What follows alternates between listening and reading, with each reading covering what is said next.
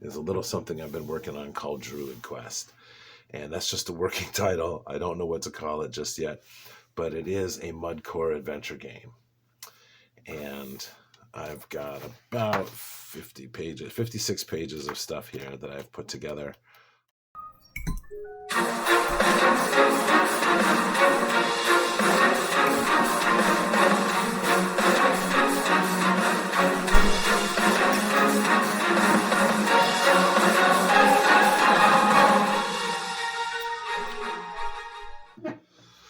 Hey War Gamers, Purple Druid here, and today we are going to talk a little bit about the Killing Fields.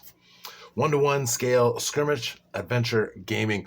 Right now, this is just a skirmish game. It's not really an adventure game. But I have some ideas for that. And those ideas are very much inspired by Bill Lamming's medieval campaign and battle rules. And I really like, first of all, I really like the way that the Siege of Bodenberg works with the morale chart, deciding whether there's going to be combat or not.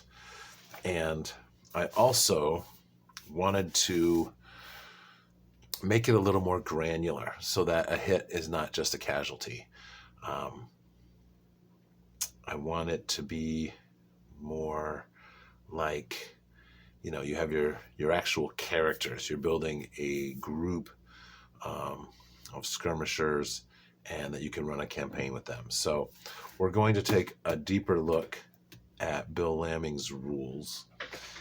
And one of the things that he has is that when you get a hit, and these are the missile rules. When you get a hit, you roll on one of these charts depending on the range. And this will determine whether the figure that is hit is hurt or wounded or disabled or killed. Now again, this is for skirmish gaming. And I want to make it a little bit, not more survivable, but more gameable, if that makes sense. And so we've got a lot of this stuff in there regarding whether or not you hit, that sort of thing. That already exists. Now, for Lamming in the melee chart, now keep in mind, these rules came out in 1971, and then the second edition, which is what this is, was published in 1972 after a year's worth of playtesting with his group and with others around, the area there in England. And he uses 2d6 to hit. And while it's not precisely a weapon versus armor class, it is a versus armor class. So you have armored, part armored, gambeson, chainmail, sergeant in plate, and knight. And so you can see the total needed to hit. You've got a 6, a 7, and 8. If they have a shield, it's 1 higher. And then you also modify this if the defender is already wounded, if they're on horseback, that sort of thing. So we've got a few interesting modifiers. I haven't fully incorporated this into the system, but I did want to show you this table here. And this again shows the various types of armored soldier and what is the effect when you do get a hit. And so the melee chart obviously is different from the missile charts, which are at range. And again, since this is so abstracted, I want to just have one table that we can use for the attacks.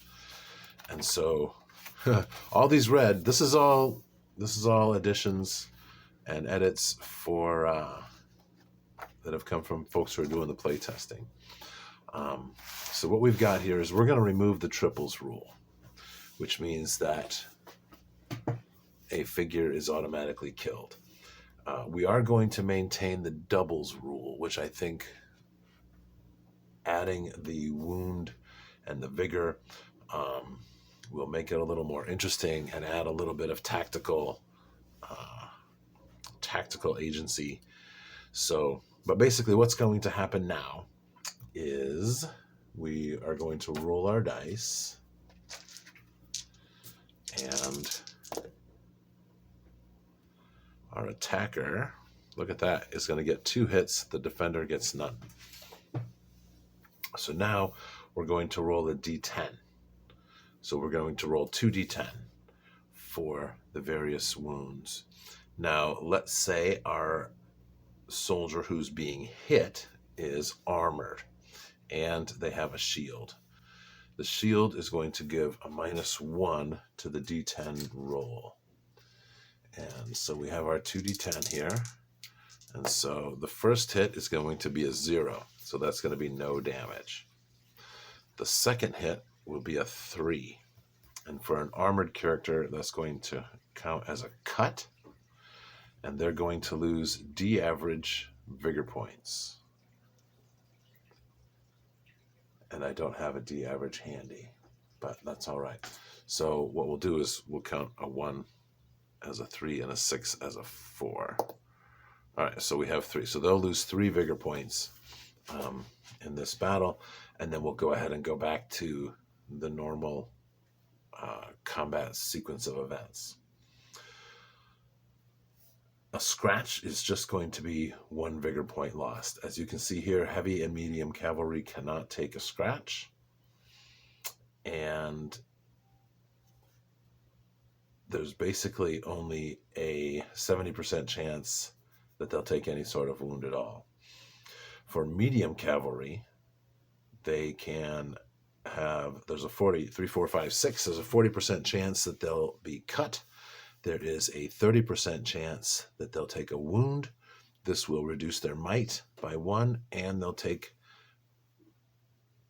1 D average vigor point loss. Then there is a 10% chance that they'll be disabled. This will be reduce their vigor to 1 from wherever it was. Their might will be reduced to 0, which means that they'll only be able to defend and roll red dice. And it will take them 4 weeks to recover in terms of a campaign casualty. Each wound that you take will take 1 week's recovery. So if someone has a might of 3 and they take 3 wounds, they'll take 3 weeks to recover. 2 cuts will equal 1 wound in terms of recovery time. So again, we'll just count all these. We'll have a character sheet, which I haven't been able to fully develop yet. I'm still working on that, so I don't want to show it right now. But you'll just mark, it'll have a space on there for cuts and for wounds, whether you're disabled, that sort of thing. Heavy armor, actually light cavalry, armored troops, heavy armored troops, and light troops. Once again, light troops will not be able to get a scratch. They will automatically go to cuts. All troops can take wounds.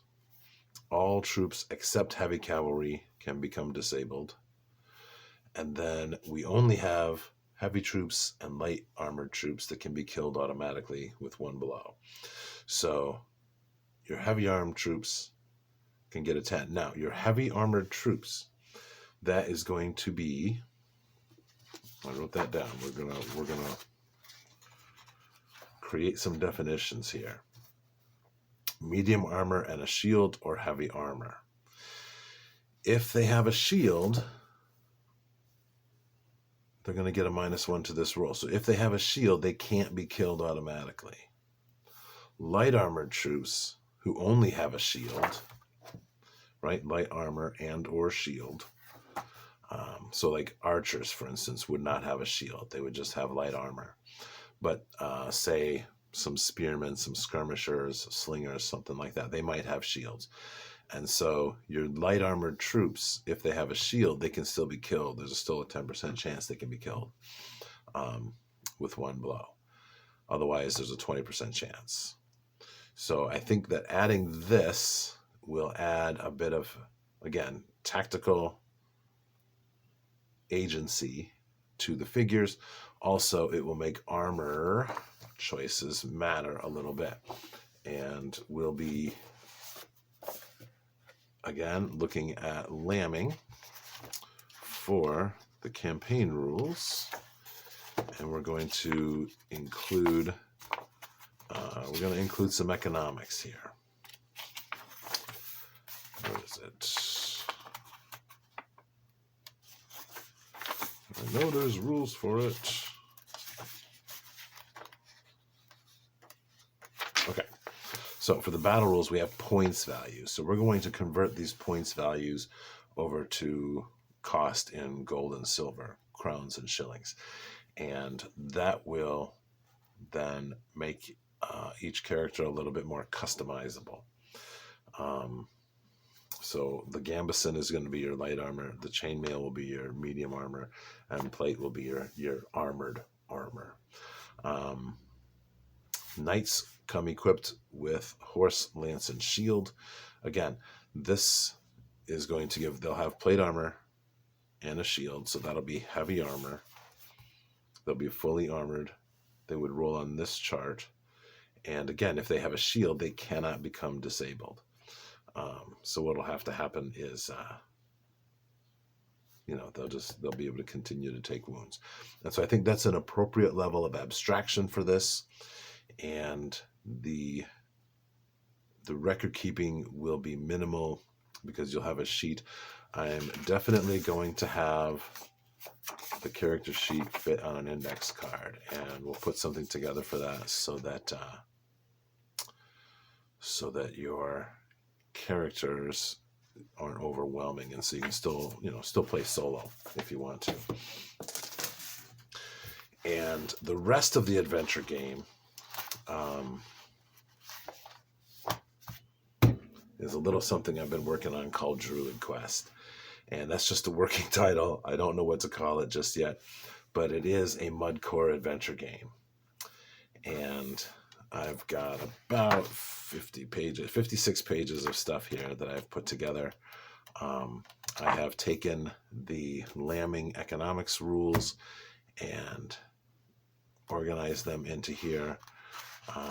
And then I've also taken the article from Tony Bath in Games and Puzzles magazine and kind of laid that out as the structure, the core framework of what the game is going to look like. So one of the things here we have are spells.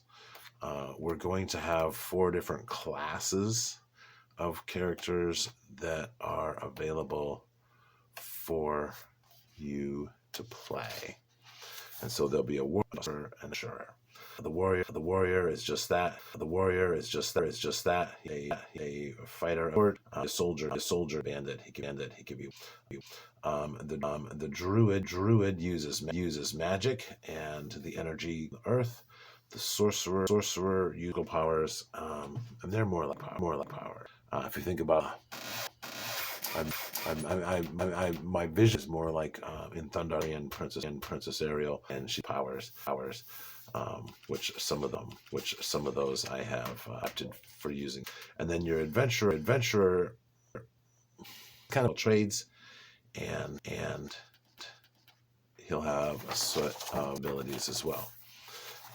And we have here a whole bunch of spells that I've put together, which will be a lot of fun. We have sorceress powers, and they all go from a scale of 1 to a scale of 4.